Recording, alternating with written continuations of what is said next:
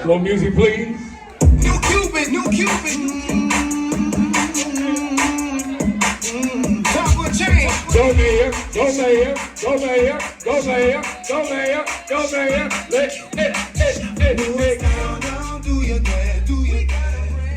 Welcome to another episode of the Black Briefing Podcast. We are here, y'all. Episode 5.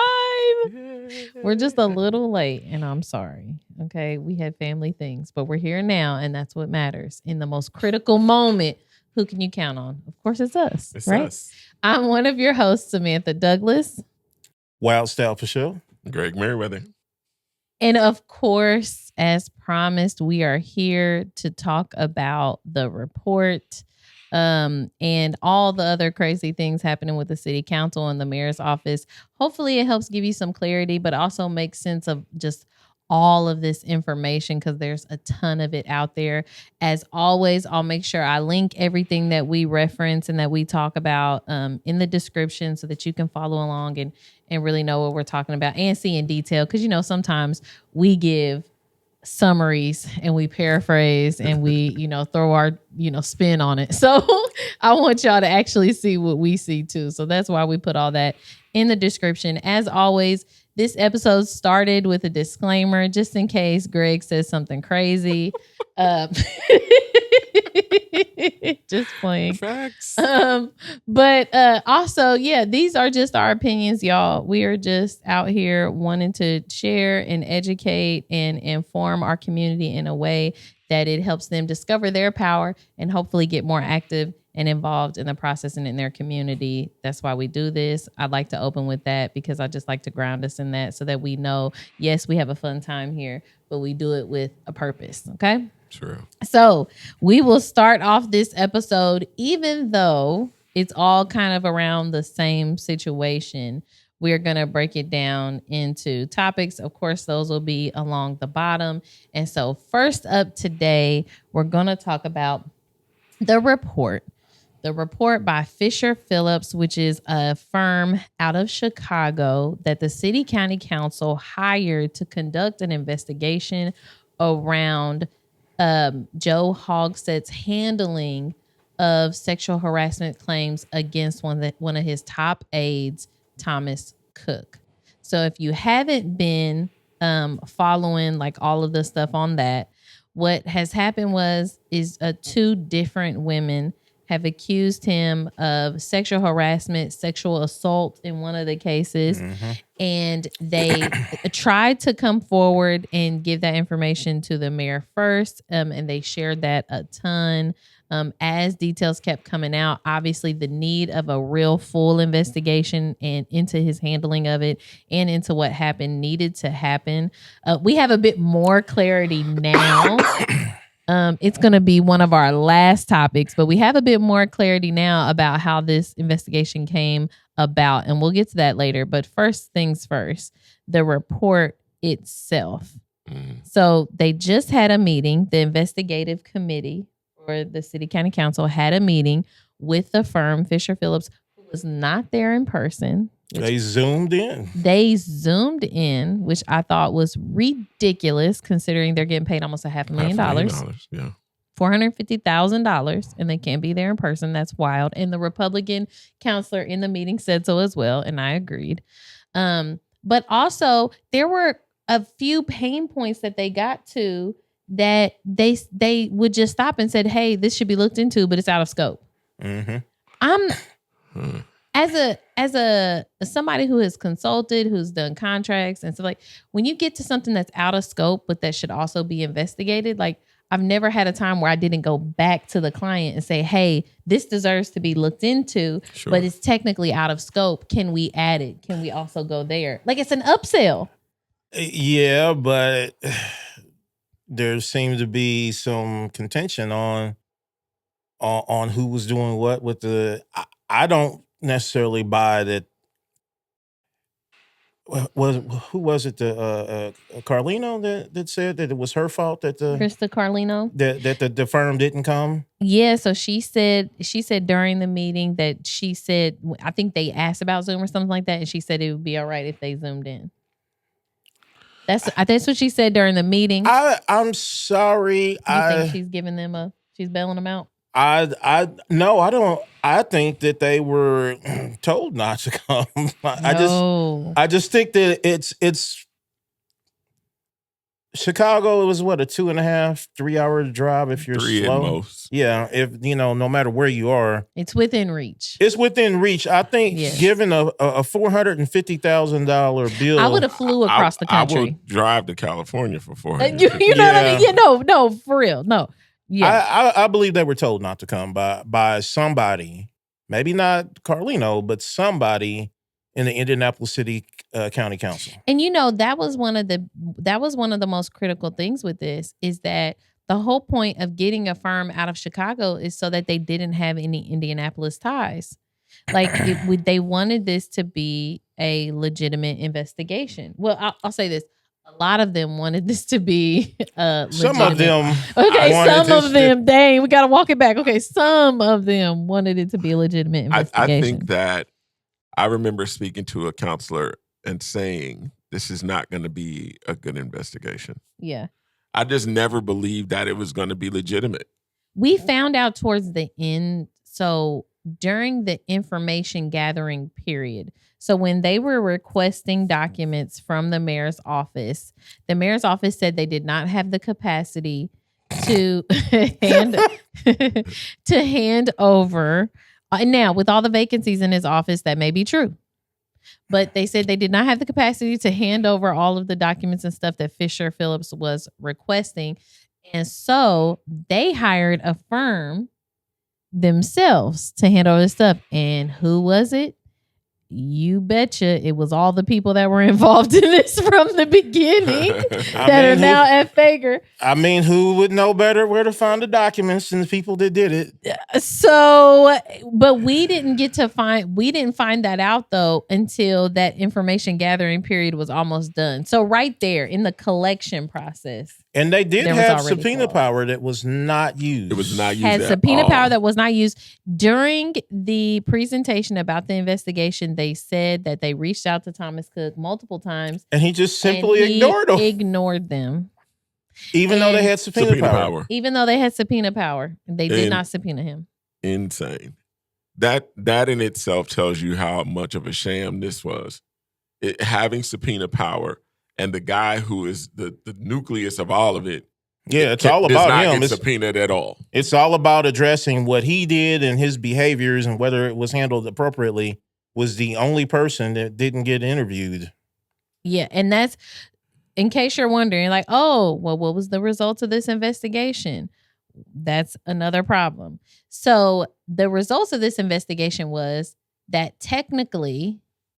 According to the report, because we have other stuff later on, just according to the report. According to this report, technically, the mayor did everything he was legally responsible to do. Now, I just want to point out, and I pointed this out on Cameron Riddle's show, Jim Crow was legal. Okay.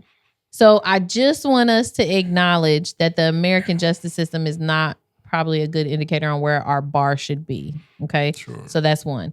Two, and the Republican brought this up during the presentation, their last committee meeting.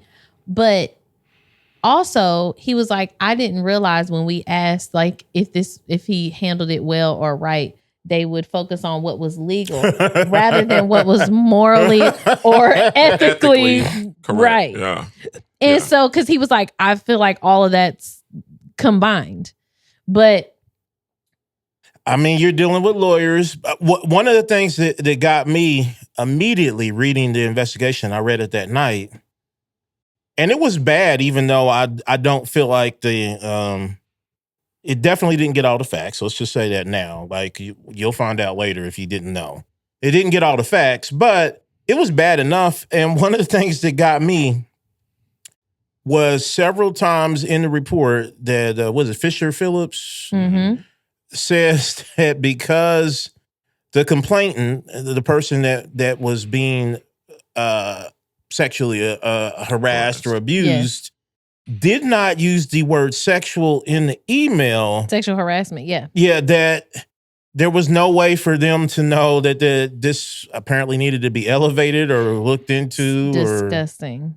But then she said, so they said it was a phone call. Yes, because they said they shared it with the mayor on the phone call. But that's a later segment. Okay, yeah. Right now, this is what the report says. Okay, yes, that's true. This is what the report says. This is the report. But they also said in this report that there's a so after he was recommended for termination for by sexual the HR misconduct. For sexual misconduct, okay, that he was allowed to stay on the job for 68 more days.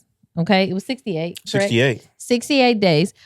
Saying that there were critical projects he was working on that he had to wrap up. But they noted, and I did appreciate this, that they never found such projects. Well, they said the mayor said the mayor's testimony was that he was working in those critical projects, but he could not remember what those critical projects and they were unable to confirm. I think that's what they said. They were unable to confirm what those projects were. And then they said that they did see where he used that time to set up deals and contracts for himself after leaving that position. He went on to work on most of that stuff with the Bose law firm. Yes. And there's stuff that I know that I probably am not supposed to know and I can't say on the podcast, but he definitely set himself up fairly well. They basically it feels like the mayor was like, here, I'm busy, you go create your golden parachute yourself. And I think it was I don't know if it was I'm busy, go create it. I think it was like, you're loyal. And at the end of the day, you've done stuff for me, and I'm basically making sure you're good.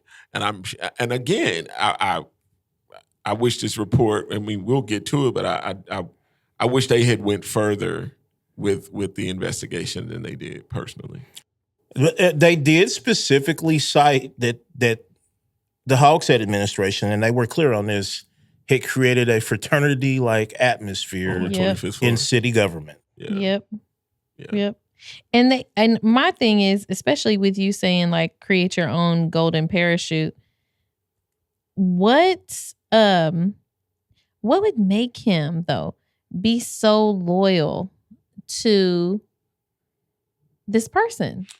I think him knowing him, if I knew where you were on during the George Floyd ordeal, I may have known you. I might know some of your extra friends. Some of the people you was texting at night. Yeah. Who knows? I mean, I think that when it's all said and done, I think Thomas Cook knows a tremendous amount about Joe Hogshead. He worked for him before he was even mayor. He worked for him. He worked. Are we good? Okay. So I made this point on Cameron Ridle show. Yo, I was on fire this morning. I don't know if y'all have seen it. Y'all need to go watch that. 10,000 times worse than I've ever been. No, I wasn't. Okay, let's be clear. Samantha was not. I was just sitting like I didn't call anybody prostitutes. So I think I'm okay.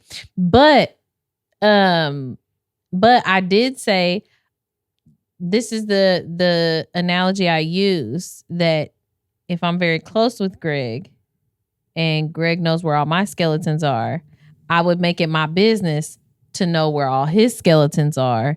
And that would be a kind of mutual protection for us both. And accountability. Yeah.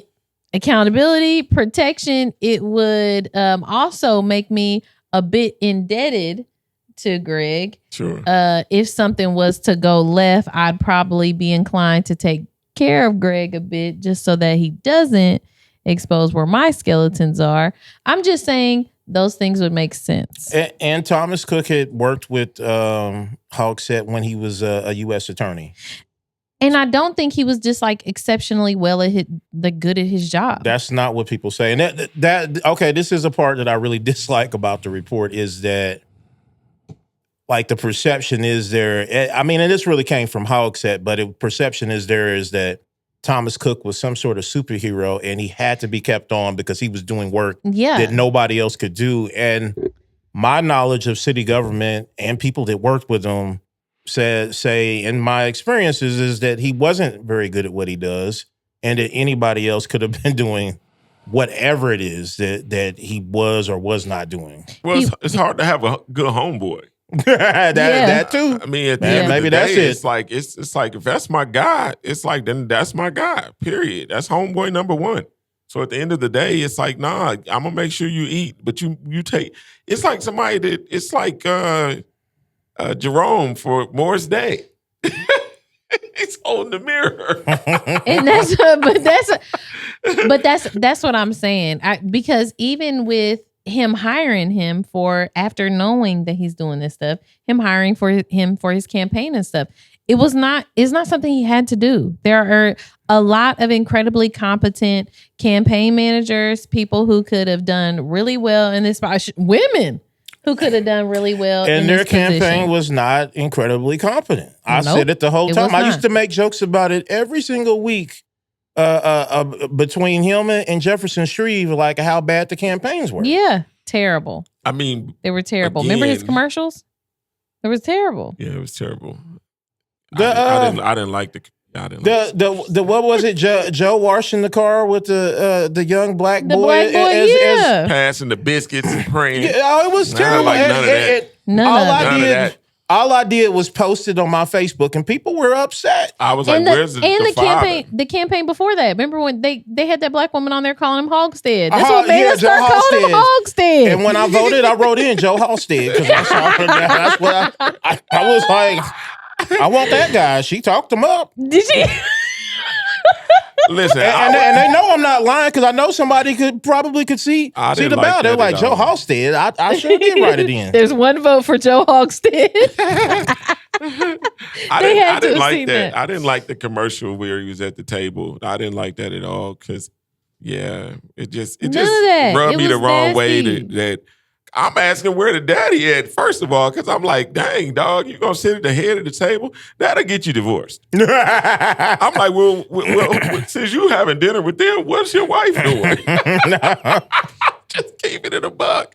For real. Going Well, to another county getting divorced. I'm sure that question you asked is going to come up later. Yeah. Okay. I just love Joe Hogstead.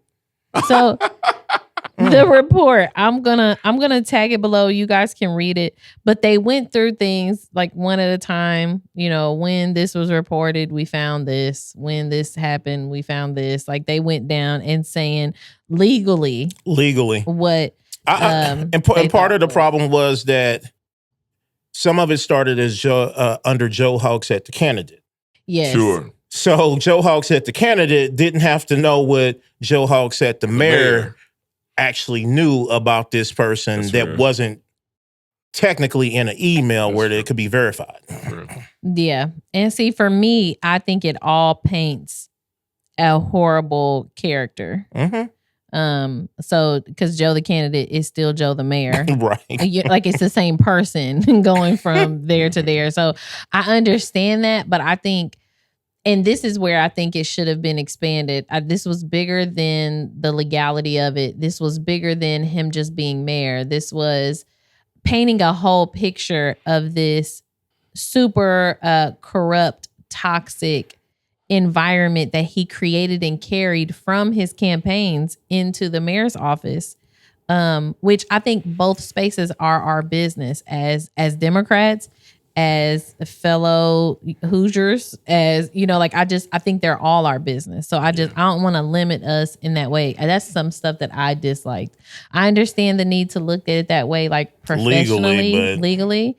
And I think, and we're gonna get to this later, but it in some ways it made some of his actions even more inappropriate because he wasn't in that spot yet. So anyway, okay, next one up. Oh, we're getting there quick. Okay, there we are. It's Poetic Justice. Oh. Dun, dun, dun.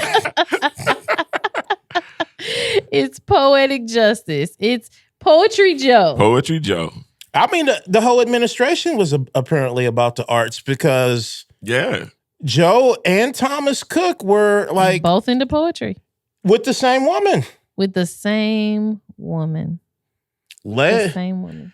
So the Indy Star had an explosive article that talked about apparently if there was something that Thomas Cook may have known about it, it was apparently that Joe Hogsett was sending late night texts and having deep poetry discussions with the same woman that he was having deep poetry discussions with. Yes. Leaving books for on her desk. Yeah. And that unwanted, by the way. All of this is unwanted. You can tell by the way that these women respond to these text messages. You can tell by their actual testimonies. This was another frustration of mine. So these text messages were left out of this report. And Lauren Roberts, one of the victims of this stuff, she sent them 50 pages, y'all. She sent Fisher Phillips 50 pages for them to use this much of it. I mean, that much. I mean, it completely glossed over the fact that the mayor himself was over there late at night. Who is that girl? Presumably, I guess not sitting next to his wife, texting this woman about poetry. And I don't know much about poetry. So one was, I'm gonna do the Lauren Roberts ones first because hers. So the ones he sent to Lauren Roberts later, because this was 2020, right? Those were from 2020. So he's well. He's already mayor, by the way. And those are the creepy ones where he says he's older than her father. So she needs his approval. Yeah, about a boyfriend, whose name was redacted in the Indy Star article. Yes. Then he says, she's like, thanks, but no thanks. And she's like, I don't need that. And then he was like, does he appreciate how feisty you are? Yeah, how feisty you are. Creep. And she was like, I would imagine so. And then he's like, easy now. Easy now. Easy now. And the mayor is in his 60s at this point. Yeah, he is. He's more than twice her age. More than twice her age. It's disgusting, y'all. It's disgusting. Imagine the Cupid shuffle playing in the background.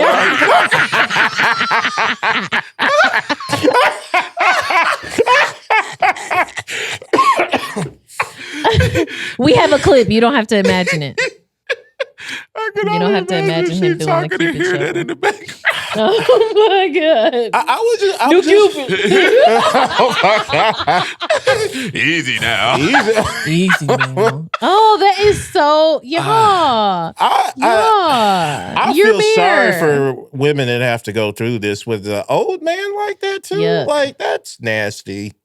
Any man that wears unwanted, Yes. like, it's gross. And the most powerful man in the city. The most powerful man in the city. So before that, the earlier text messages to Ellert were from 2015, right?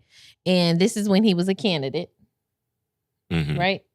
Yeah, I don't remember which one was which, but I know he was texting them both. 2015. So this is when he was a candidate, and he's asking her. So they're already texting late about some other stuff, and then he asked her about so he's begging her for her advice on something, which he never actually says what that is. And I don't think she has said what that Yeah, was they didn't either. put it in the article what it was. But so he's begging her, like Keith Sweat in these text messages, for her, saying how much he values her advice or perspective or whatever. And then really begging. Like, yes, he was begging. Wild. No, please. It is he wild. said the word please. The most powerful man, in the Democratic Party at the time is begging this woman. Now, I want to point out, and I said this on Cameron Riddle's show, it was so disgusting, all of the elected officials that said, oh, well, late night text is normal for a campaign. Okay, so let me tell you something. One, she was not working for his campaign. She was the Democrat Party executive director at the time. They did not need to talk at 9-something at night. They didn't. That was not. And if they did, it certainly wasn't about what they were talking about. And then two, it was creepy ad text messages asking about her preference in poetry, which because he said he would read it that night. Yes, I'm gonna read it this night. I'm gonna read it tonight. Which one do you prefer? And he said The Wasteland or the love song by whatever T.S. that. Eliot. No, I know, but it was like the love song by The love song whatever. of this one guy. Oh Yes, yeah, by yes. T.S. Eliot. Now, by T.S. Eliot. yeah, So it they're was both T.S. Eliot. I read. I didn't read the poem. I just read the Wikipedia article, and I was just like, I'm not into that sort of Too. like sexual angst type of poetry. Sexual I mean, that's what it was. That was what they were basically. I was like, That whoa. is crazy. So let me tell y'all, because I did a similar kind of thing with AI. And I just had AIs like, just tell me what these things are about. And I'll let you guys decide. So the first one he asked about was The Wasteland.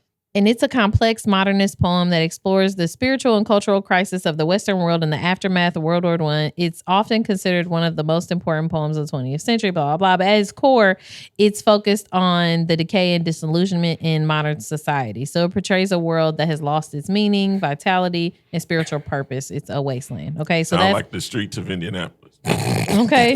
So that's the first one.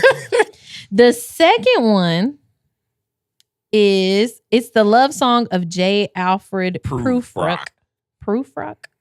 And it says, despite the title, it's not a love song in the traditional sense. Y'all listen to this. Instead, it's a dramatic monologue by J. Alfred Prufrock, a middle-aged man full of self-doubt, indecision, and regret. The poem explores his internal thoughts as he contemplates making a romantic or emotional confession, but ultimately he never does.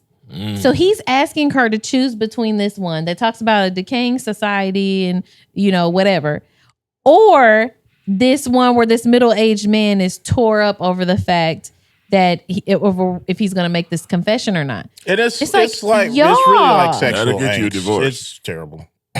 Come on now. That is not... one, it's completely inappropriate and out of bounds for any kind of campaign talk or anything you should be sending somebody that late at night, unwanted, not your wife, all of that, and half your age. It's disgusting. Let's be clear. But and also, to a subordinate. into a subordinate. Yes, like you're building power in this party, and she's the executive director. She's employed by the party.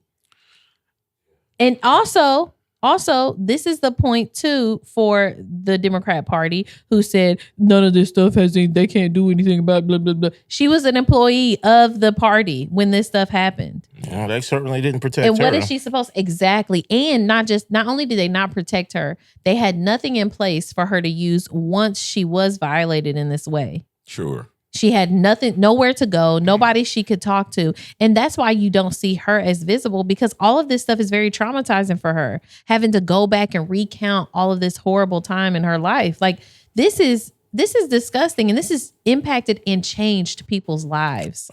What kind of going backwards, what kind of gets to me is it seems as if in the report they tried to make sure nothing was illegal. Yeah, they did. It seems as if they were like, okay, well, let's make sure that we omit anything that could be deemed illegal. Right. And like then, distasteful can stay, but we don't want anybody to think anything was illegal. I think they took that out. And that's and truly, I think that was just a trying to protect his position and power thing. Like, because we can't technically, and we'll get into this a little bit later, but we can't technically force him to resign, especially without like legal things. Sure. But this is incredibly inappropriate and disgusting. Like I don't even know how we don't acknowledge that. Like, and I hate that they keep shining a light on Thomas Cook, and he's horrible, of course. Like all the things that he's allegedly done is horrible. But this is disgusting too. But I mean, I think about like the helplessness and the hopelessness of these women. Oh. You have the most powerful man in the Democratic Party, and then eventually the most powerful man in the city. Yeah.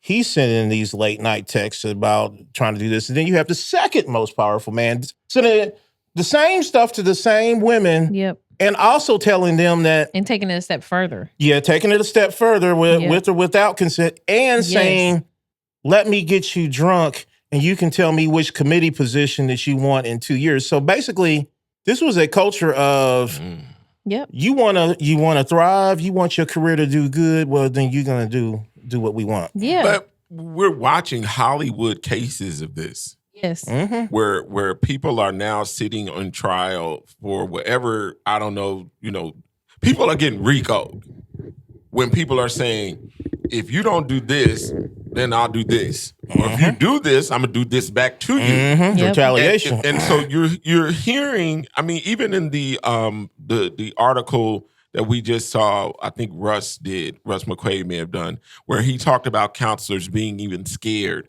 to say something because of the retaliation. Yep. That has to be illegal in some way, because a lot of stuff is basically on the table. And I know that there's a lot of quid pro quo going on. So when I look at this, I'm just like, they need to start telling the truth, because I think that this is a far bigger story than what we know right now.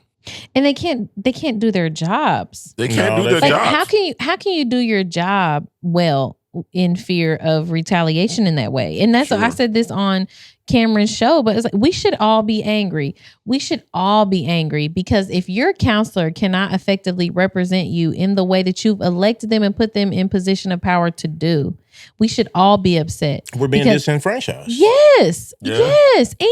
And not just that, they'll talk about how like jobs will get delayed, projects will get delayed, things like that. That's stuff that impacts your everyday life. Why ain't your potholes being prioritized? Why? Oh, well, maybe your counselor actually told the mayor the truth. Yep. And that's why you got to hit that pothole and replace your tires 4 times in a year. Maybe that's why. That's disgusting, y'all. We should all be angry about that. Is I will make you look like a failure if you challenge me. And then and then we'll primary. We'll run somebody against you in the primary. And then make you spend a whole bunch of money, and your constituents will hate you because you didn't fix the potholes, but I actually told DPW not to fix them. Exactly. Yeah. That is disgusting. That is disgusting. It's abusive. It's definitely abusive. Yes, it is. It's an abuse of power. It's an abuse of power. Yeah. It's an abuse of power. I agree. And that's so. I wanted to actually tell y'all what this poetry was about, because I don't think people are acknowledging that he presented her with an option of like, are you more interested in this, a philosophical community decay, or are you more interested in this love confession from a middle-aged man? You know what I mean? Like that. Get you divorced. Let me tell you, in a whole other county. In a whole other county. I know you're not giving that girl T.S. Eliot poems, are you? Okay. I just saw you in a commercial with handing biscuits out. She was over it. I wish at 9 p.m. in I wish poetry and eating and handing biscuits out. I wish his wife would write a You're gonna book. get divorced. I mean, the rumor is that there's an NDA and all of There's a that. settlement and an NDA, yeah. Because boy, Gotta be. I would love It's to. got to be. Because I'm like, I mean, was you laying in bed with your wife when you was texting these women all the time? No. At night about poetry? No. And they were talking about in the article too, the women often say that they were like erratic and stuff, like his messages. And that y'all listen. It's only I can't say- 9:36 p.m. But first you said it was 9:36 a.m. Then he corrected himself. Yeah, to correct say it was 9:36 p.m. Sitting there like, I mean, we're not making this up. It's all in the article. It's all in the article. It's all in the article that are tagged in the description. I mean, what did he tell his wife? I'm sorry, honey. I'm on the line with DPW trying But to get it these was roses. crazy. Yeah, he's trying to. It was Oh, crazy it's though. campaign stuff. I just have Campaign to stuff. text. It was crazy when Lauren said that she sent the text to his wife, Oh yeah. Oh yeah. Oh, I forgot that. That's in the Yes. report. Yep. and she said, she didn't respond.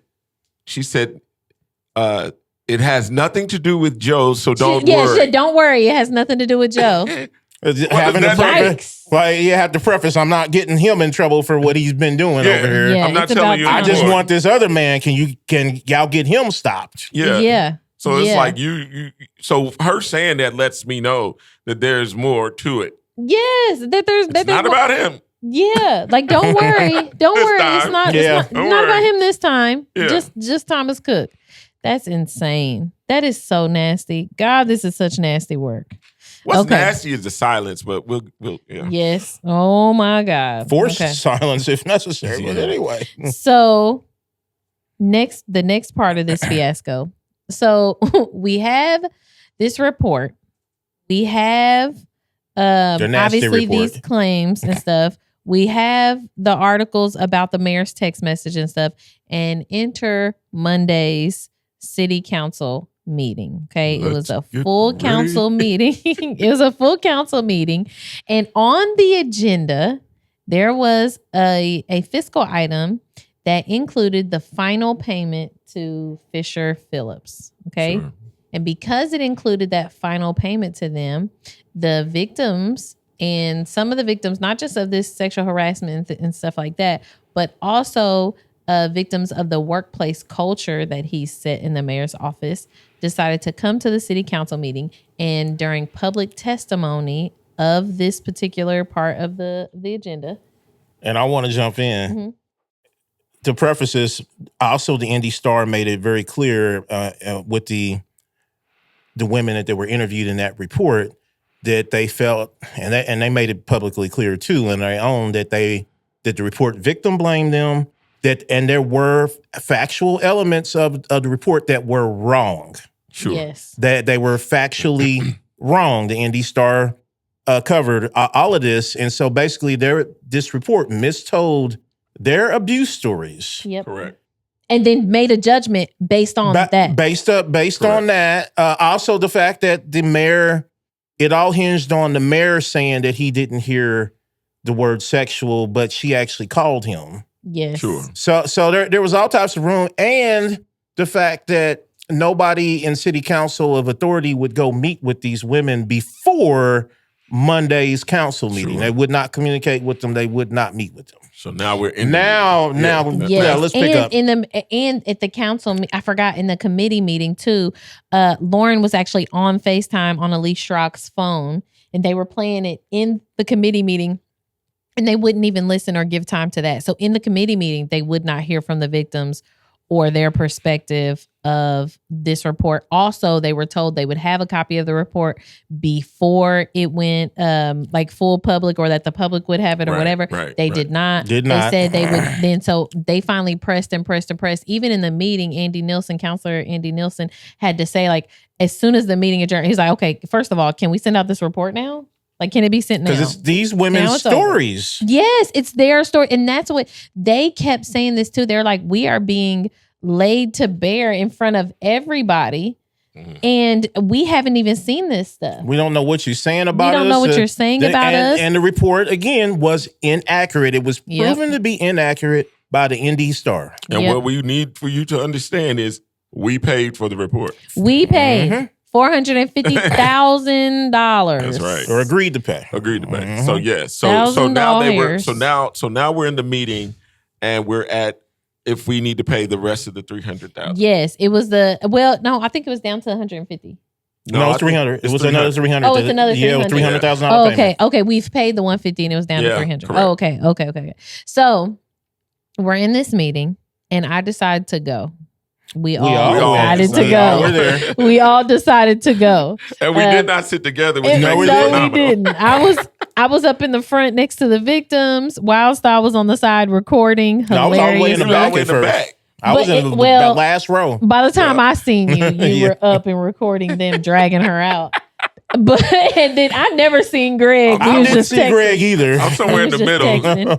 We was just texting. So this meeting starts, and obviously it's packed. The room is packed.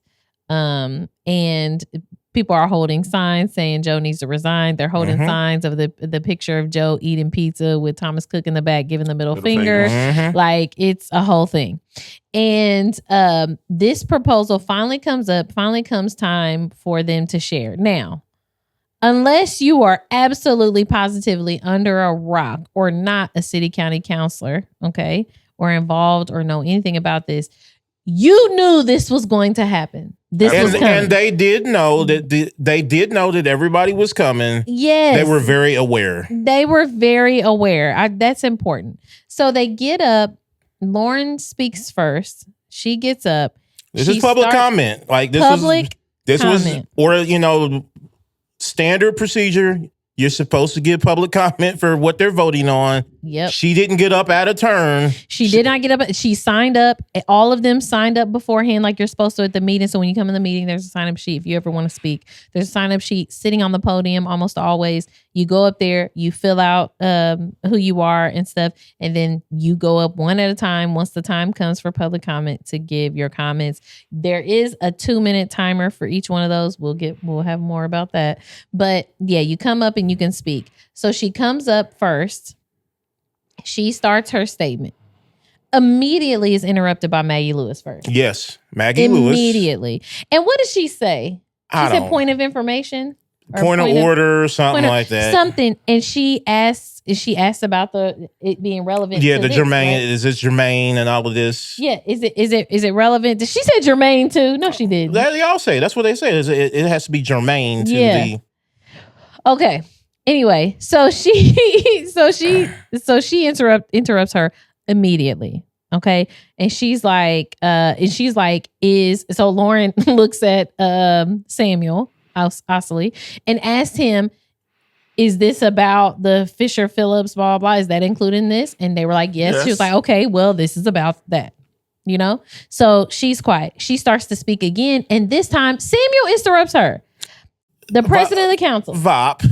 Just so people don't get it confused. V.O.P.'s real name is Samuel.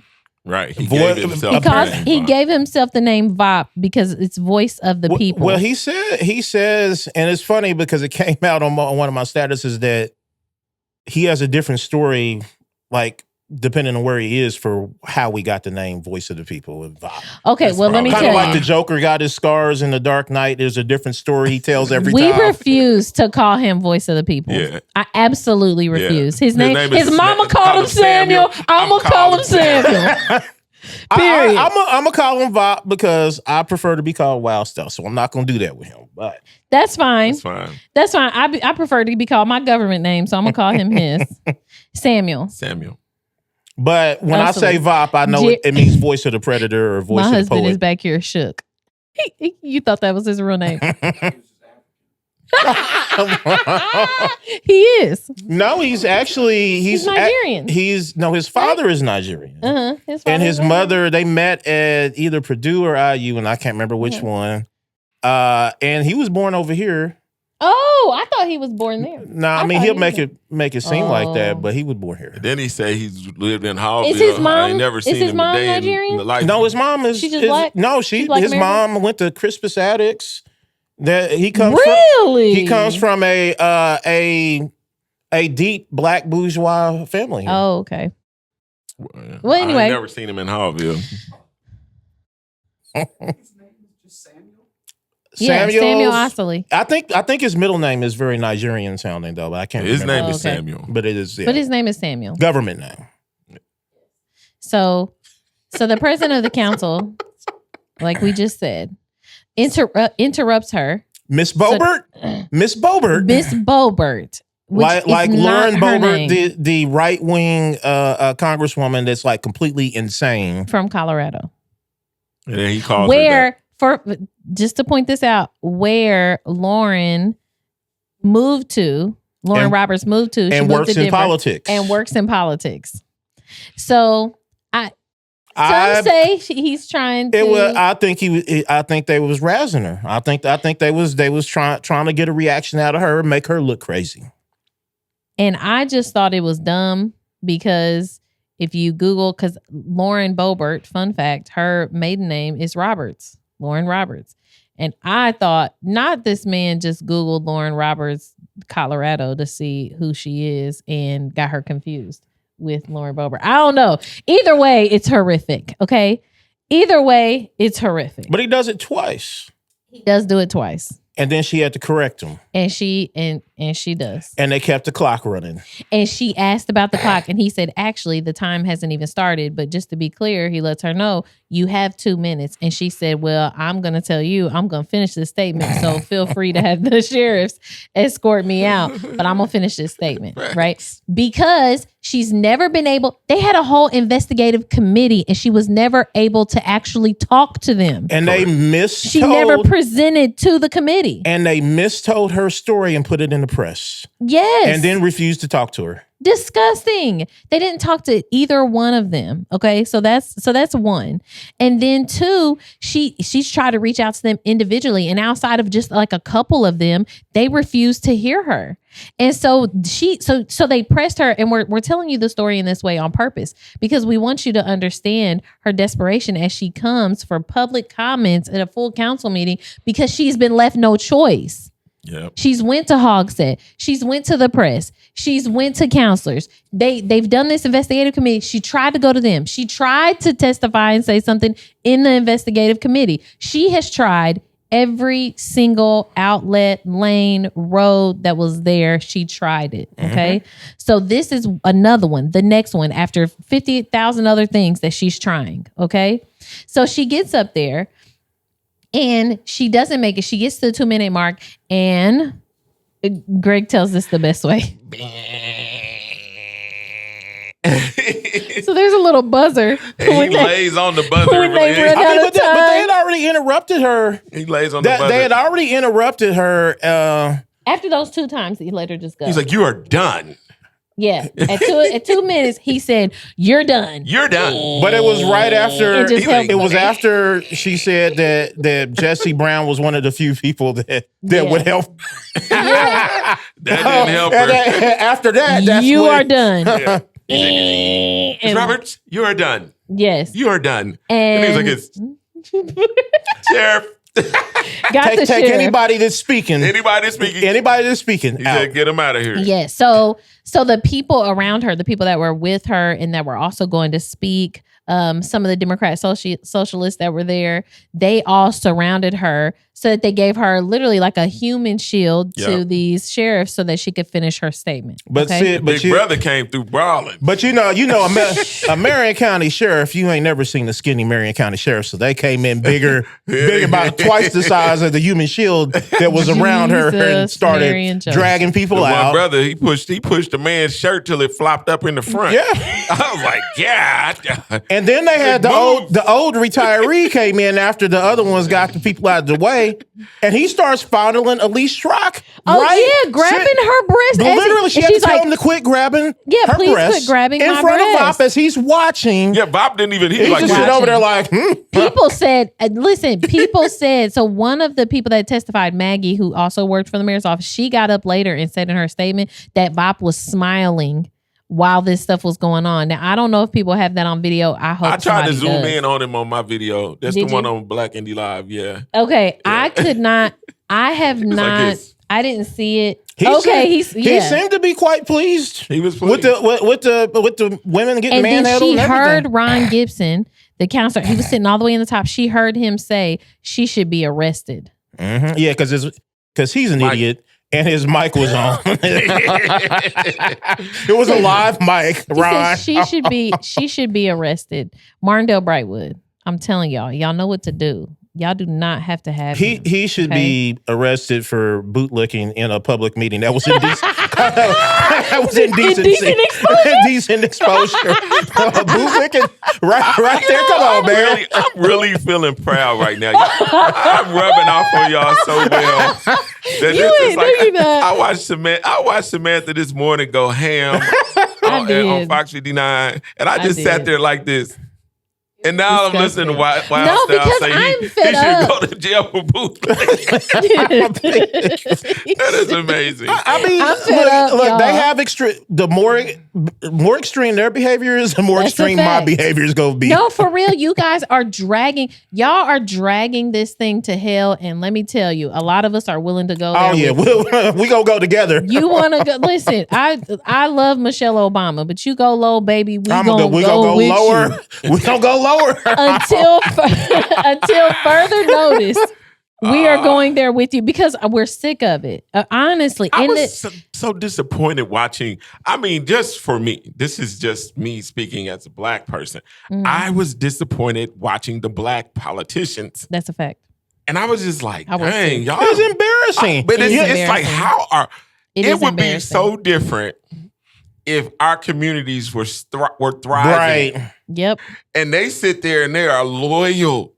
you know, I hear my brother on the east side talking about, well, we got a grocery store and we got this building. I said the groceries is high and if you did Who said that? grades. Why did you do that? I'm sorry. and then if you do get the clinic, it's like, I mean, yeah, it's the clinic because everybody over there eating chips and stuff all day because they can't afford the grocery store. All we have is convenience stores. Yeah, y'all duped us and Gas said that was stations. black owned. Jeez. And I'm gonna leave that alone. I mean, black people. Oh my God. I mean, this type of loyalty to a white man, where you'll risk your career and safety to have a white woman drug out. Our community ought to be doing a lot better. And I live in V.O.P's community. That's a fact. So I got stories. That's what. You And that's hear what. me? This morning Cameron was asking us. So you think he shouldn't be married because of this? He shouldn't be married. No, because of all the things he sucks to begin with. Yeah. But then you throw on top of it, he's also just incredibly inadequate as a leader internally in his office. Leading himself. Like that's If his lack his of character. rhythm aligns with his crookedness. You know what I mean? I mean, Because if you're crooked, let me tell you, if I walk around like this and I try to make everything in the world line up to this, Yeah. it's all crooked. It's all crooked. If I'm crooked, it's all crooked.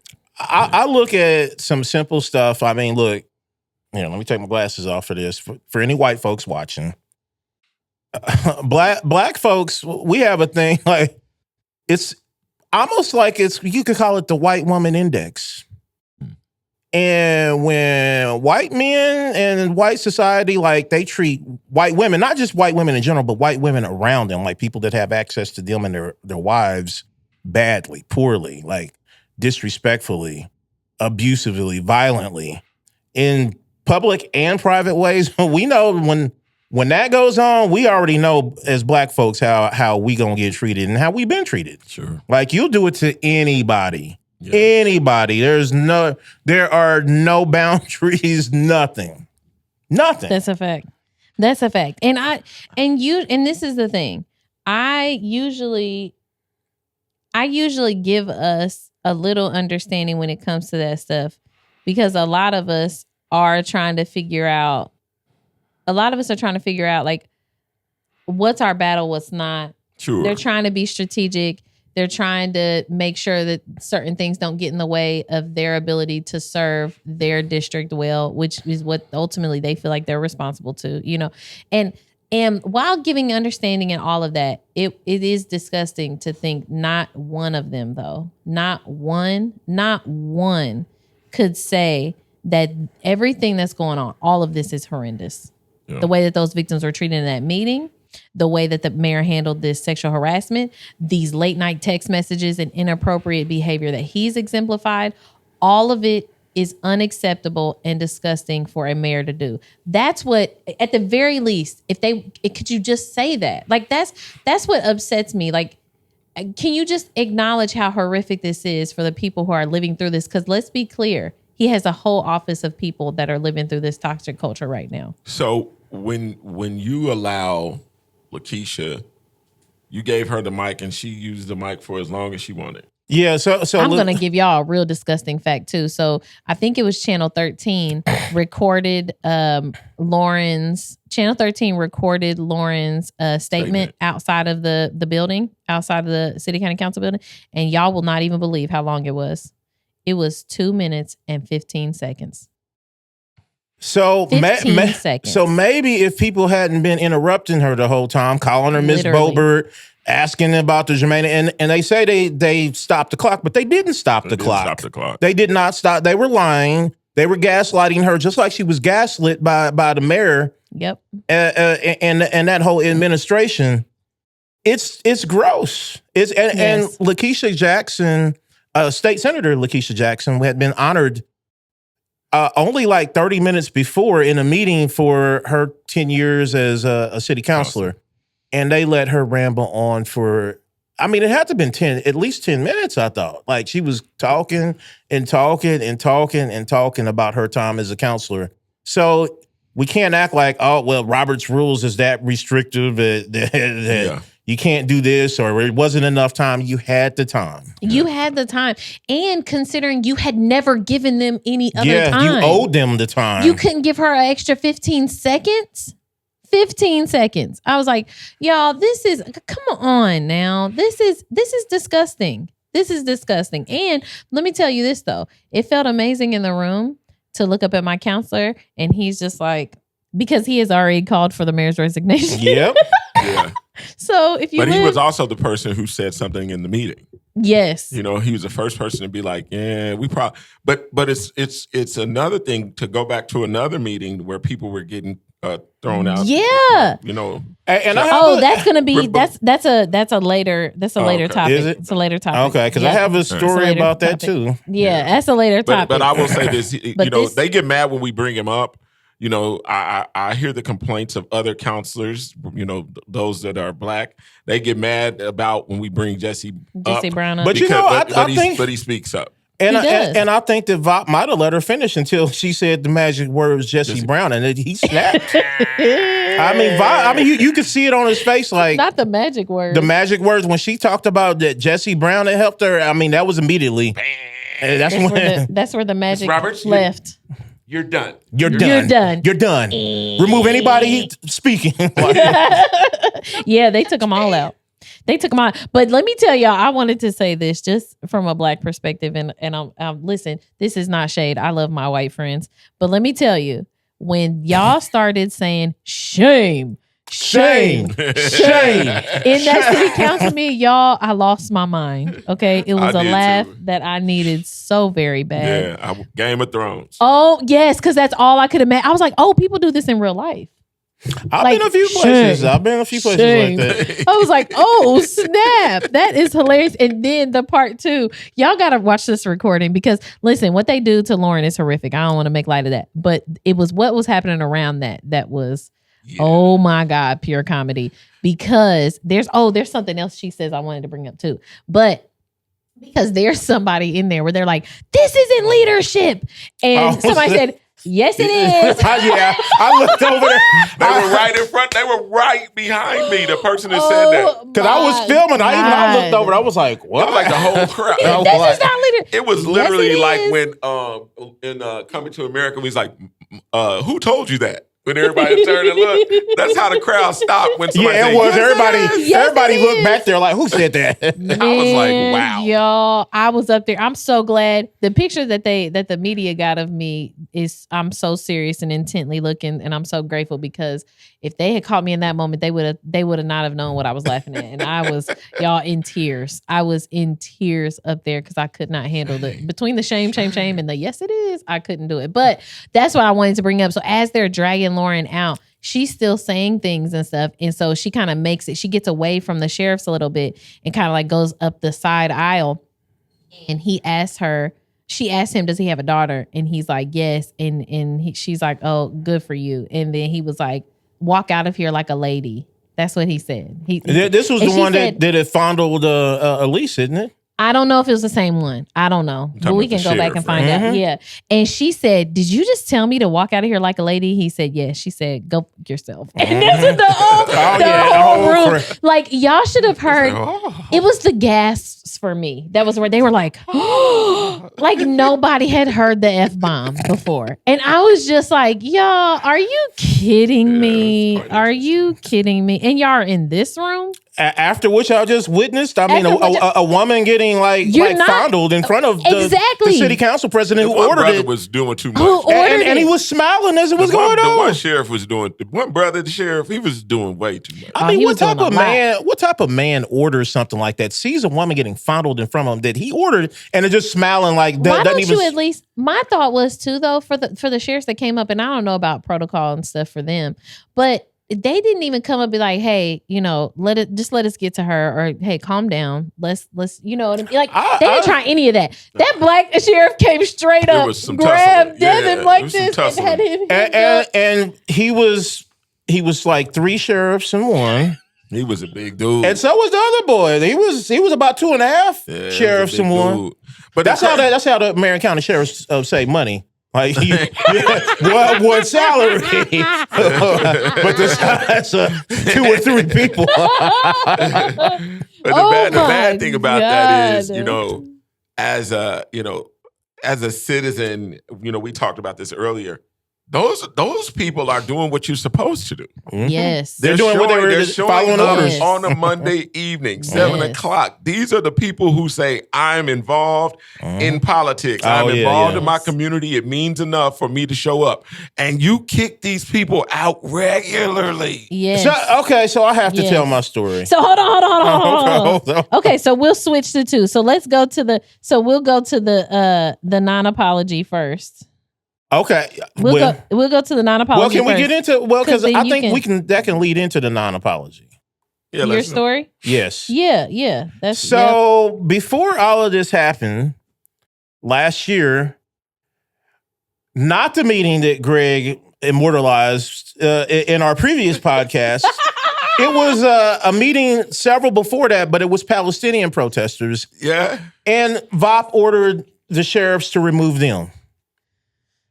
And this was like right after the Thomas Cook stuff that came out, and I said, V.O.P is my counselor, and I was like, you know what, he's probably going to be mayor, and I need to have a conversation with him about democracy, and that's not how it was.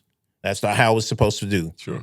So he sat down. We had a great conversation, and I told him, I looked him in the eye, I said, V.O.P, that is fascism. I said, as authoritarian, that these people. Y'all don't answer emails most of the time, and they have no other way to actually give you any type of feedback. I said, and I gave him solutions. I said, you know what? You could talk to them outside and agree to let several of them speak or whatever, all of this, but ignoring them isn't going to work. I really thought he was listening. Like, we had a great conversation. And then the next time they came, they put feet on the back of people's wheelchairs and wheeled them on out. So the first dude they took out, they had him kind of his hands behind his back. It was terrible. And he yelled out, "V.O.P, you piece of." I was saying, like, this is good stuff. But then they put the back of that wheelchair and lifted that dude up. He's like, ah. So V.O.P has been here before, but he's been warned about it. I told him that he was going to get the city in legal trouble. I've been saying that for the longest. It's like, how do you throw these people out who actually show up? These are not homebody citizens. Yeah. These are people who show up. I can't imagine. And I apologize to any of my friends who are in wheelchairs. But I couldn't imagine being a person who has to go through that, and then I'm in a wheelchair, and you make the decision to throw me out. Absolutely, you are inhumane at that point. And threw out the second one just purely because he was confused. He was like, I thought we already threw him out. Get him out here. Because I threw out the wrong one the first time. And he said, didn't I throw you out? He said, it wasn't me. He was like, get him out of here. Oh, my God. He did it just like that, too. He was like, get him out of here. Yo, but when he said V.O.P, you piece of... V.O.P, you piece of... Instead of V.O.P, he's a POS. Yeah. But it's so bad because you know the bad part about all this, y'all. You have to be there to see it. Jesus. But it's bad when the people, once they go out the door and you still hear them in the house. That's the roughest part. I can't believe this. You hear the door and they go out the door and they still in the hallway yelling. It's just, it's sad. I mean, V.O.P runs that city council chamber like a mafia boss. And that's exactly how he would run the city. Remember, that's softly spoken. Remember how that's how they all are. Because he thinks if you stay calm, take them. I am Sidney Poitier Shakur. Mr. Roberts, you're done. Like you're done. No, he said it with his face like you are done. You are done. Oh yeah, he did. You're done. Get them out of here. He said anyone who is speaking, get them all out of here. Yeah, it's no. And then he looked and did sorry. like his. I mean, he's like a mafia boss. Like he like doesn't Mitch value Trunchbull. democracy. It's but just, but you again, can't. it took Jesse to say it in even one of those meetings. He said, I don't think we have the power to basically shut those voices down. Yeah. We need to let them people say what they need to say. And Bob was like, well, today, remember? He's like, well, today I'm going to do it this way. Remember? He said that. I remember that meeting. And tomorrow, too, and the day after that. It's my way or the highway. And the sheriffs are here for it. That's so. Like, they get the angriest sheriffs ever to get to work in there. Or they just ready to go. Like they on go time. I have it on good authority that they knew that, and that them big boys was in there for a reason. Yeah. They knew he was going to do I that. bet Bob had a huddle with him and was like, all right. This is this is what I'm gonna say. This and is if what you you're have to gonna slam do. them up against the wall too. On three. Oh my 1, 2, God. 3. Go. Oh no! Break. No. Yeah. Oh my Yes, God! I'm sure he had a meeting with him before the meeting. Oh, So he issued. So Bob issued, and I don't. regrets. I was gonna say I kept seeing titles saying an apology, But it wasn't. I misspoke when I said it. there was no apology. There was no apology in the whole thing. So he goes in there and talks about, and I will make sure I link it. But he talks about how he regrets, what they did and blah blah. And I'm sure he does. However, But not for the right reasons. yeah, definitely not for the right reasons. And then secondly, this is not your first time doing this. Or your second time doing Or it. your second time doing this. Or your third time doing this. Oh my God, it's not your third No, time. it's not. I've been there before. Oh Lord Jesus. See, like we can't do that. We cannot. And this time it was especially egregious because it was the victims themselves. Mhm. She flew in, she crowdfunded and flew in from Denver just to come to this meeting to give this testimony. Didn't they And put out y'all the animal threw people? her out. Didn't they put out the animal people? I don't know. They put out. I've been there. They put out a lot of people. Oh, they over did there. put him That's out. insane. Oh yeah. Like they That did. is insane. he does not want to hear from people. He is, but he's the voice of the people. right. Well, because How's that? Oh, See, ironic. he's And kind that's of why like, he's well, Samuel. how can I be the voice of the people if you over here talking? That's a fact. Make it make sense, terrible. right? we can I be the both voice if can't you be the over there voice of the people talking? now. Okay, The voice. girl. It's only one. That's terrible. That I was is trying to out of find the pocket. apology. That is out. But all of the statements that came out of the council were weak. I seen other ones like, oh, I'm so hated seeing the victim, but y'all didn't say nothing. And As they were being drug out, they didn't say anything. It was only a few counselors that said something about After the fact. After the fact. Actually, one was it Bain? Was it Evans. Yeah. Jared Evans, he stood up. He stood up. He stood Yeah, it up. was He Jared. got up Yeah, out of his seat. Yeah, he stood up. Yeah. Yeah. I mean, but V.O.P also, he sent that regrets thing to the media, but somehow neglected to answer Elise Schrock back in the text message since they know each other. Mm-hmm. And she make sure you link the Mirror Indie article because it explains like he didn't even bother to text her back, Wow. apologize or anything. He just went to the press. Wow. That Wow. man has no business being mayor. You Ever. can't even Ever. handle a city Never. council meeting. Exactly. Yeah. Exactly. And I think that's what people miss in all of this, that they have a responsibility and a job to do, y'all. Like they actually have to do things, and that they're failing at this level, and we, quote unquote, promote them. We'll continue to give them position. We'll continue to let them into these seats. We'll continue to move them up. Like he is, like when you ask people who's running for mayor, it's V.O.P, right? It's V.O.P. It's Samuel, by the way. But no, we absolutely, we need to kill all that noise now. We need to kill all that noise right I mean, and now. if you want to know more about V.O.P. Osily, Samuel. I'm gonna call him V.O.P. Sorry, I forgot. Sorry. He's wild But style. yeah, He's my wild wild style. style. He's Okay. V.O.P. I just don't think it means voice of the people. It means something else. Oh, we get to that. But if you want to know about V.O.P. Osily, go ask the black people in his district. That's a fact. Facts. Because Fact. we've been dealing with the same V.O.P. that was in that council room is the same V.O.P. when I first met him in 2015 at our quality life meeting, and I walked in, and it's at Flanner House, and it's a whole table, and everybody's sitting around the table, and I walk in, and there's this guy in a different table, and his back is to the rest of the community, and he's on a laptop, and they were like, Oh, that's our counselor, V.O.P. Osley, and he raises his hand and gets back on the laptop. Or the same person the next year when Heron Classical Schools wanted $1.5 million out of our TIF, and they had to convene a meeting at Reverend Harrison's church. And it was all these people there, and it was other church programming going on or other programs at the church, and they were using a different room, and they were supposed to be there, and we weren't. And he goes in there and goes and quiets them kids like very disrespectfully.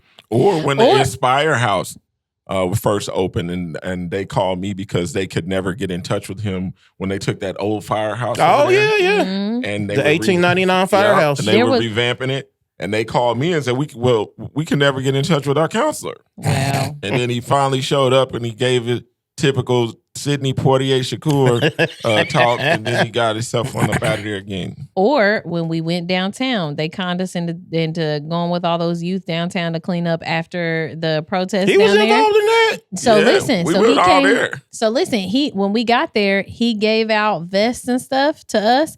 Did an Indy Star article, got in his car and left. And left. Left. And left. Okay? Or y'all Negroes can handle it. people from his district just reached out to me within the last several months, telling me about how they were trying to get him to show up to a press conference that they did about the vandalism going on in the community and how it was increasing in Hallville, and he did not show up. Every other community leader was there except their counselor. So yeah, this is they're failing at their job and doing this. He is notorious. I'm gonna be honest with y'all. Here's another dear white people moment. Taking off the glasses. Take off the glasses. I've known V.O.P. for 10 years in the capacity as my counselor. He is the first city councilor that I ever dealt with. And when I started going to quality of life plans, I met him, and he is one of the people that helped radicalize me to make me who I am today and how I clown them. And we've had some good times and bad times over the years, more bad than good. But I don't dislike him personally. I think we would be cool if he was just the architect and we talked about architecture and engineering. Right. He's not been a good counselor. Right. He is not a good counselor now, and he would make an even worse mayor for you white folks, and especially for us black people. And that's what, and that is the point. That is the point. I'm not asking anybody. I don't hate any of these people. I'm not gonna lie to you. All these people that we criticize on here and stuff, I don't hate any of these people. I'm not personally invested enough to, honestly. But if you're crap at your job, I'm gonna say that. If it's costing people their lives, or their peace, or their sanity, or their mental health, I'm going to say that. And that's the problem, is that we can't draw those lines. I don't care how you compartmentalize it. Oh, I just love him as that's fine. It's fine. That's fine. You can love him as a person. But can we at least get on the same page as neither one of these fools should be mayor? Neither one of these fools should be leading people in any way. It just does not make sense. You love someone who keeps you in poor conditions.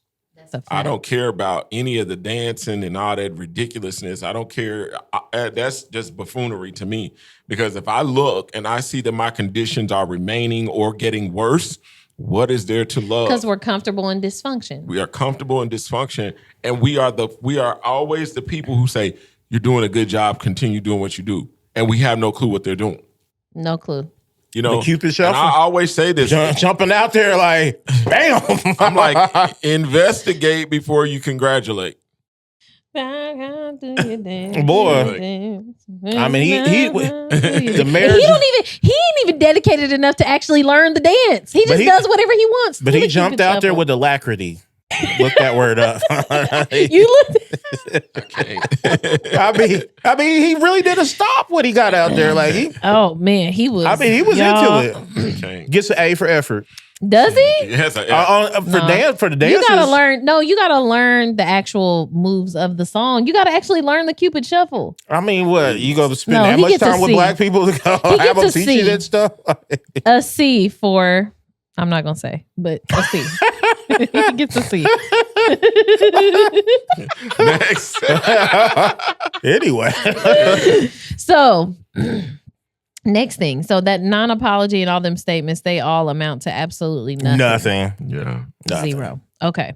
So Number 5, ghost riding in the mayor's office. Okay. man. So there is, and I'm going to link it. Don't worry. There is a Substack post written about how the mayor has been so incredibly negligent as a mayor that he might as well not be there. Like there's no substantive presence of him as a mayor or in the seat. That basically he is just ghost riding the whip.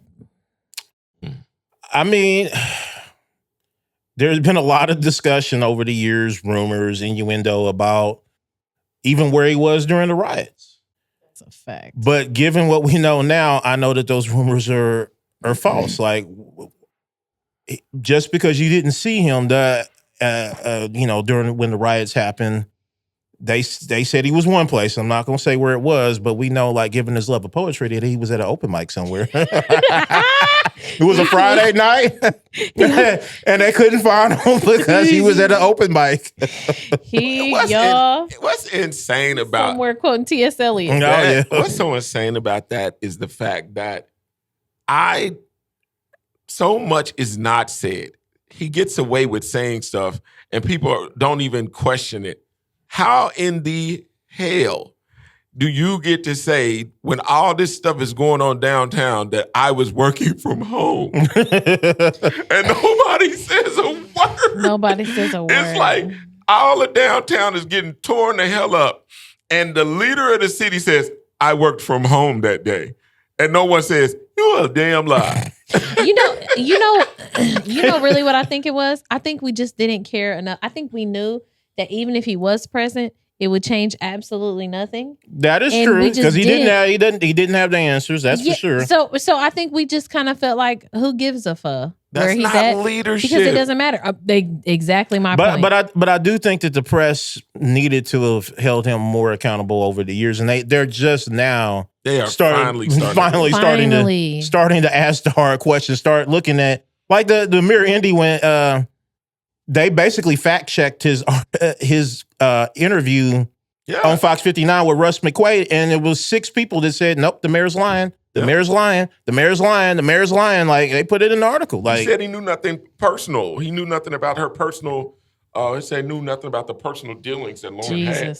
And come out. He said Russ McQuaid lied on him. He said Russ McQuaid lied on him. Russ McQuaid responded. You can check out Cameron's video. I didn't know that. Russ McQuaid responded this morning. So he was part of the episode that we went and recorded, I think. Russ. Yeah, we just saw Russ McQuaid. And he was like, sure did. Said, and Russ McQuaid said, oh, okay, I have it recorded. And then not only that, Russ McQuaid went through the list of every public official that ever said he lied on him right in front of us. Sure did. He was like, this person did it, this person did it. He named this Brizzy in there. He named them all. Yeah. He named them all. Well, Brizzy is and then he leaned back in his chair like this. Blame it on McQuaid.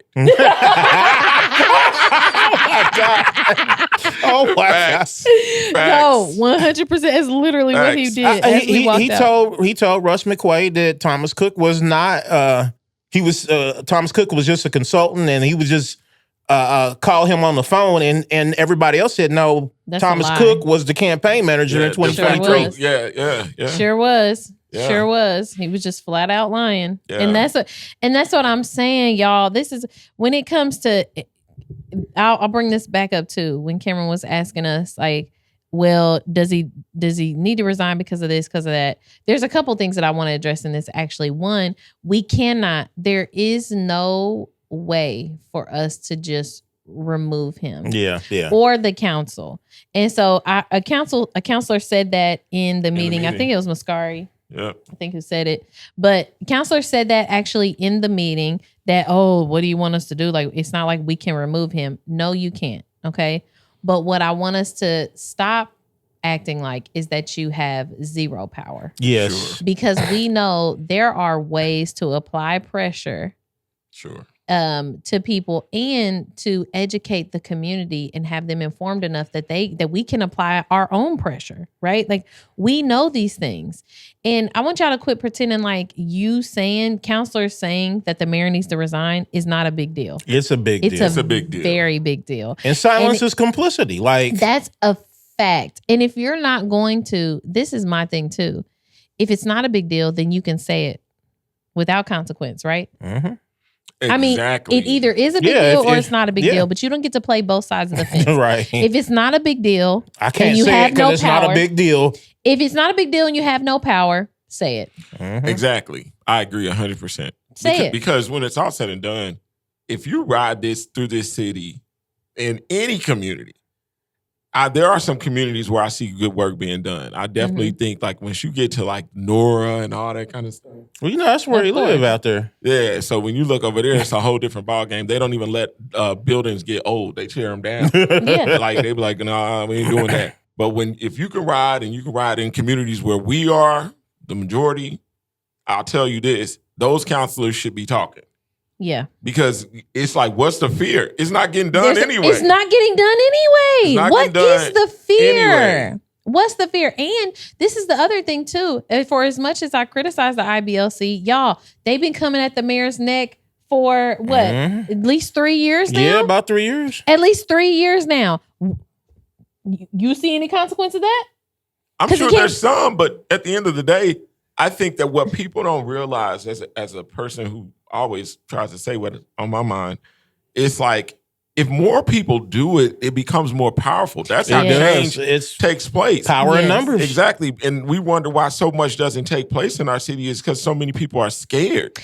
Oh my God, y'all. So I've been using this analogy with everybody that I've talked to in the last several weeks about all of this stuff. And it is, I swear to God, it is like the electric fence. It is like an electric fence with a dog collar, right? And after a while, you condition that dog to where you don't even have to have the fence up. You probably don't even have to have the collar no more. They're so used to not pushing a certain boundary out of fear of being penalized for it, being shocked for it, right? That they just don't even do it no more. They just don't even press the boundary no more. And what's crazy to me, though, is that we are in a position, like not a state like Indiana, but like a condition, right? Where you have people that are outside of that electric fence. We're outside the barrier saying, hey, ha, ha, ha, we're not being shot. Right. There is no fence up. And they are still too scared to go beyond that fence, to press boundaries, to do and stand for what's right, regardless of the consequence. It's so disheartening to see. It's the courage. I said this to somebody recently because they were talking about full transparency, because I just want to put it out there. They were actually talking about, hey, they want to help in the search to find somebody to replace Ron Gibson. And I was like, say less. I'm all for it. Yeah.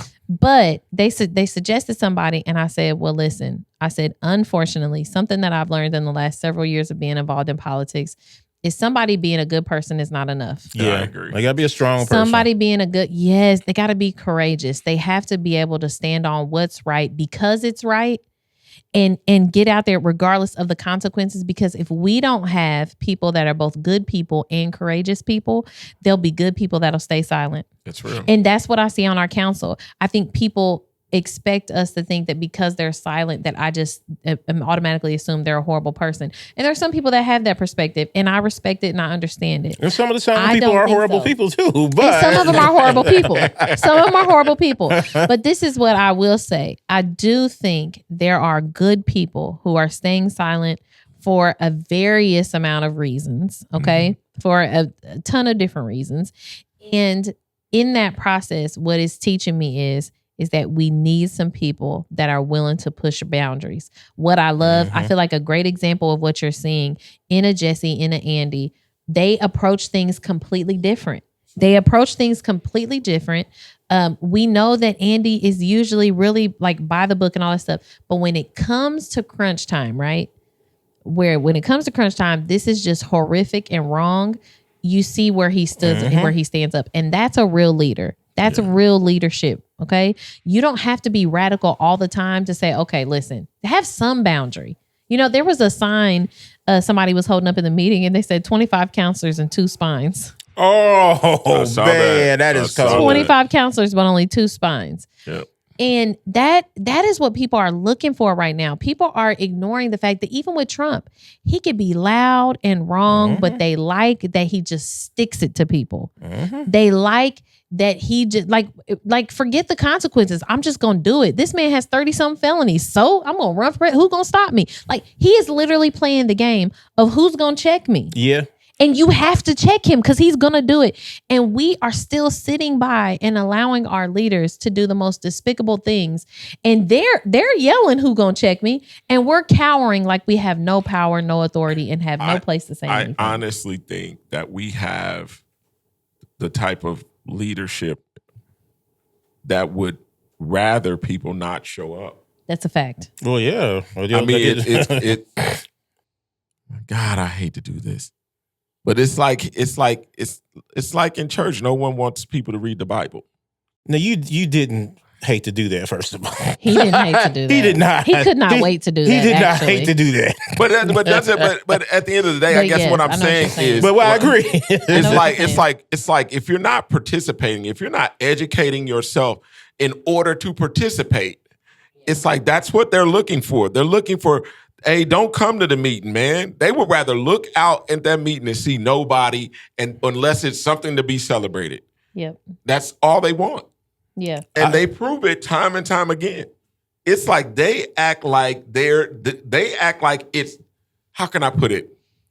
Like it's just their thing, their job per se, and they don't, and I had to tell the counselor that, you don't realize you're not your voice. That's a fact. You're our voice. You're our voice. Mm-hmm. And at the end of the day, you're supposed to be speaking for us. And how the heck do you throw your voice out? Yeah. How do you say, man, put my voice out of here? Yes. That's when you're sitting there in silence, your community is not being represented. Exactly. Period.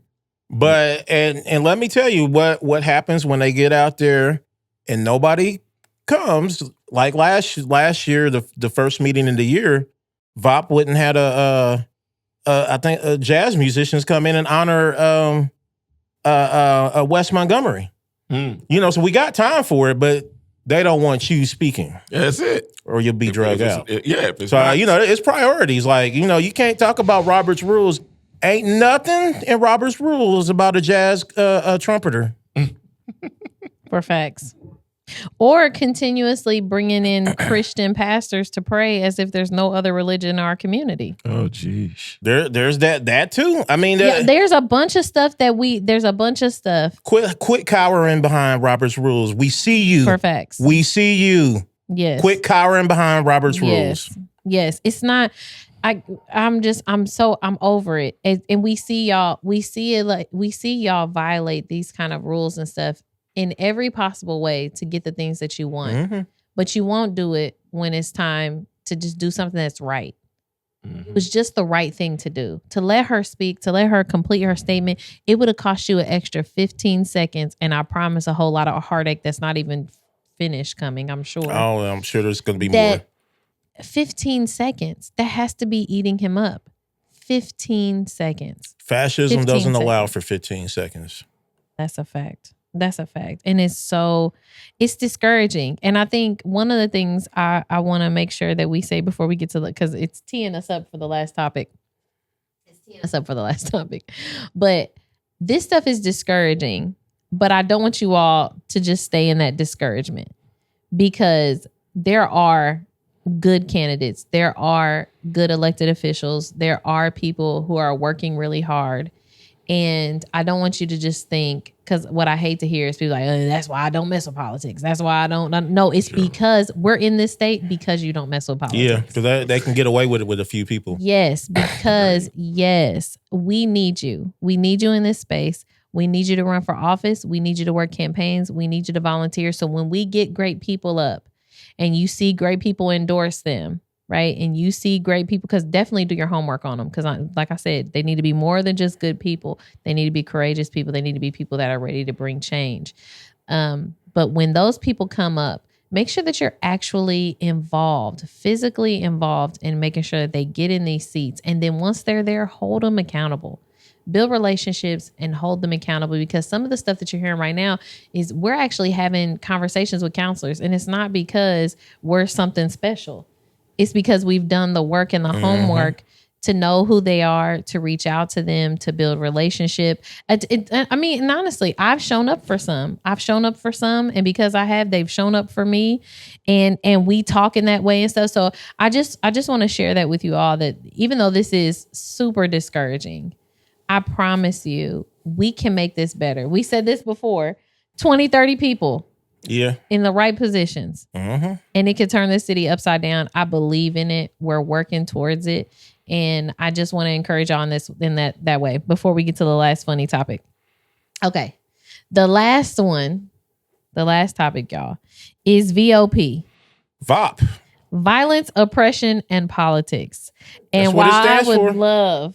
I would love to take credit for that title, it is not mine. It is actually from the great Jesse Brown. Ooh, that's gonna make them mad. Jesse That's gonna make them mad. Brown. They're gonna have 5 people thrown out of the next meeting. And somebody they just say scream out Jesse Brown. So Jesse, for those of you who aren't aware, Jesse will write these blog posts on his site, jesseforindy.com, FYI, in case you didn't know, and I'll also tag it. But he wrote a piece that he just released this today, right? Mm-hmm. He just released this today. And he goes through and he tells the whole story and the whole buildup of how they got to this investigation and how during this whole time, V.O.P. tried to stop it at every turn. Samuel tried to stop it at every turn. It sounds like Samuel needs to resign. Boy, man, let me tell you. Now look, sounds like that's my counselor. Go ahead. He ain't about to defend him. It's like the corruption that you see, and then the lack of care for people, all the attributes that you think a good leader should have, he does not. Yeah.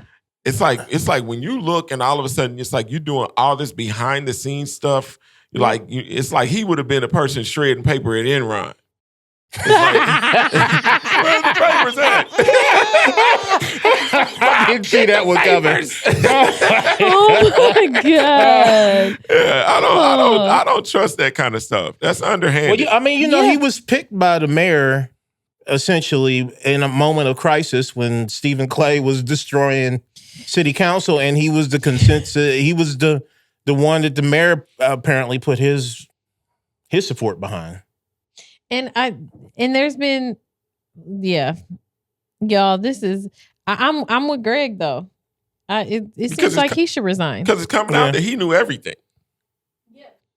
Because I mean, when all those people were getting thrown out of the building, they were yelling, "V.O.P, you knew, V.O.P, this is on you, V.O.P." You know, wow. So it's like V.O.P knew more than he put on. And then when you find out that he was behind the scenes making moves, in order for the truth not to come out, V.O.P should resign. I'll say this. There was a, because I want to talk about Do you disagree? all this stuff. Well, what? Wild style. Disagree with V.O.P resigning? We could have ran that years ago. You gonna get the same answer. No comment though. Yeah. So in this whole blog post, Jesse talks about how the Democrat caucus talked about how they wanted to create this investigation, right? And they talked about the things that they wanted to include in this investigation, and it said and the authority to pursue the investigation wherever it led, explicitly not stopping with Thomas Cook and his behavior. He said, "We made it quite clear how disappointed and frustrated we were to be rapidly approaching the start time of a public meeting without having a plan and without having anything down on paper about our next steps." They say President Osili comes down late with a proposal that did not in any way meet the standards that we had discussed as a caucus. And so ultimately they ended up voting for the Republican proposal for the investigation because it actually created a committee and stuff. And then they said that even though they had decided they wanted to choose a firm that had no connections to Indianapolis, he tried to choose one that was deeply connected to Indianapolis. Y'all have to read this thing, but he just goes point by point. I mean, at every single turn, he tried to fight this investigation. Sounds like a at every cover-up turn. to me. It sounds totally like a cover-up. And to at me. first, I just thought he overreacted. I didn't understand that he was that deeply involved. He in was the cover-up. highly involved. Mm-hmm. Wow. And I think that when all that comes out, that people should ask for him to resign, because it shows that he's willing to go so far to make sure that the truth doesn't come out. Violence. That's problematic. And they said he never showed up at any of the committee meetings. None of them, y'all. None. Zero. Okay. He didn't go to any. What else they say? Well, he said he abuses his role as president using violence to silence sexual assault survivors. And obviously he's talking about the meeting and them being dragged out by force. He also talks about all the other people that he threw out. Yeah. Yeah. He's thrown a lot of people out over the years. Y'all, this is... For little or nothing. Article. It's a damning blog. I think that, I do. I think that, a lot of people don't listen to Greg Merriweather, which is fine. But it's crazy when you say these types of things a decade ago, and people, no, he's this, he's that, and I'm like, you better check, you better look, because it's there. He said, and it always comes out. It always comes out. He said President Osili attempted first to kill any investigation. Then he exercised his influence to control it, using his influence as council president to redirect it towards party loyalists to limit its scope. When it was clear that the truth would still come out, he resorted to police violence in a last-ditch effort to silence survivors. Now that his tactics are exposed to the public, the cat is out of the bag. The people of Indianapolis demand an end to the culture of secrecy, intimidation, and violence. And if we are to overcome the shameful legacy of abuse in Hogsett administration, we must also reject so-called President V.O.P. Osili. In love and solidarity, Jesse. Man, listen here. I'm going to say this. When you have a mayor, we talked about this earlier. When I was suspended for calling some people garden tools, and it was headline news for 5 straight days, this man said Greg Merriweather they wanted to take my job at that point. The mayor recommended me be terminated. Mm-hmm. And Chief Roach was like, that ain't gonna happen. I love Chief Roach. And when it was all said and done, it was like, because Chucky, Pastor Chucky, a 10-point. Mm-hmm. Pastor Chuck Harrison. So Pastor Chuck was like, Merriweather needs to be fired for calling us garden tools. But the mayor was adamant about me getting, and this was about a Facebook post. This wasn't me speaking publicly. I should This post. was me I should chiming. show the Facebook post. Yeah, this was me chiming in on a Facebook post, and I said it was a comment on a Facebook. It was post. a comment. Oh, it was a comment. It was. Yes, I remember. You had 2 pastors who was doing a show. Can we just quote it? Because we always talk around it. Sure, let's quote it. So I said that they said so on the post. You had they had a show called Standing in the Gap. Mm-hmm. That was Preston Adams and Donnell Howard. Mm-hmm. At the end of their show, people were like, well, what is 10 Point doing? I typed, walking the track like good hoes do. And at that point, everybody went ballistic. They said it was Aaron Williams who sent it. So they sent it to the mayor. I'm sure it was Aaron. To the mayor, to the chief, and then to the media. Because Aaron's the type of black person that they would listen to. Right. He rides, he puts on bike helmets and rides in Zionsville and Carmel about gun violence. But he also has his son sitting on Trump's lap in the campaign photo. Jesus, holding him like, Mary and Joseph. Anyway, and so nonetheless, and they called him the mayor of Harville. Nonetheless, so I get suspended for 3 days. I'm gonna tell y'all the true story behind this suspension. I'm sitting with Chief Roach. He says, Merriweather, I said, just suspend me for a week. He's like, I'm not doing that. And I said, you know what? I said, suspend me for 3 days with no pay. And I said, and every black leader in Indianapolis is gonna clap. Because they like to hand over the whip. They like to see us. and at that point, Roach, and it was told to me, it wasn't Roach, but somebody else told me, they said, the only people that have ever asked for your job have been black leaders in this city. The only people. But nonetheless. What about, you said Hogsett did? Hogsett asked for me to get fired. Yeah. But they said the only people that really have forced it all the time were black folks. The city county council people. Nonetheless. Tragic. So all of a sudden, I gave my own sentence. And they said, okay, we'll do it. And then it made the media, and I said, the media is going to be cheering and everything. And they didn't know that I was sitting at the crib like, I just basically told them what to do for They me. was like, look, Greg, you're going to have to grab the whip, scream really loud. Yeah. Yeah, boy. Act like it hurts. Do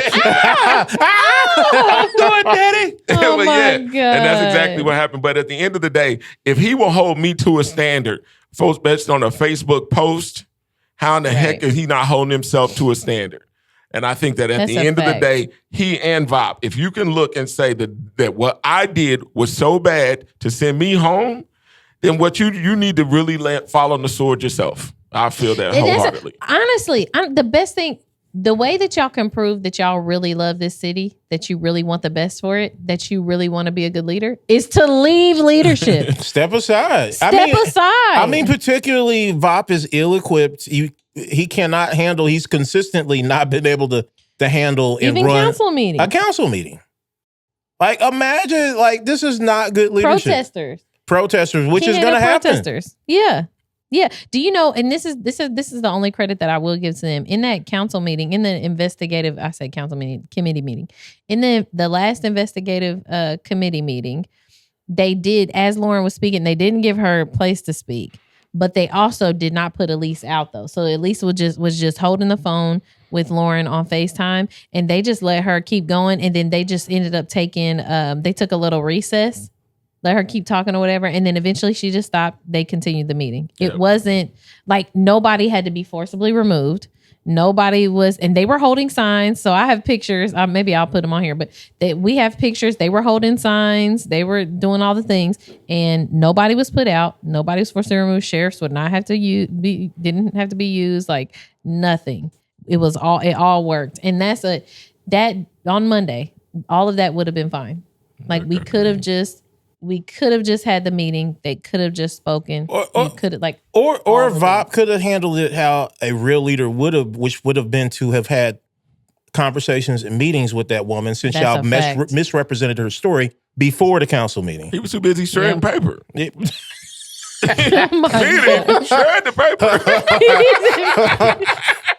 Bring the whole file cabinet over here. Yeah. I have no damn meeting. We about to shred these papers. I mean, for real, that's what V.O.P was on. Like any real leader with common sense, even a morally questionable leader would have handled that better. So he's incompetent and he's morally inept. He's Enron. I'm never calling him V.O.P again. He's Enron. He's Enron. Enron Osley. I'm gonna call him his government. Sam. Enron. Only Osley. for him. But this is all, y'all. That's good. This has been such a just ridiculous time with all of this. A lot of us were anticipating this investigation. It's super unfortunate that it's so inadequate. It's not over. And it's not over. Far from over. No, I don't think it's over either. I think I don't think it's over. 1, 2. I think we may actually see a good investigation come out of this, because I've seen some of the Republican counselors say that too. Agreed. That we need to have a investigation. Forensic. Yeah, that does not limit, and That's that right. does not, because they kept saying certain things were out of scope, which was crazy.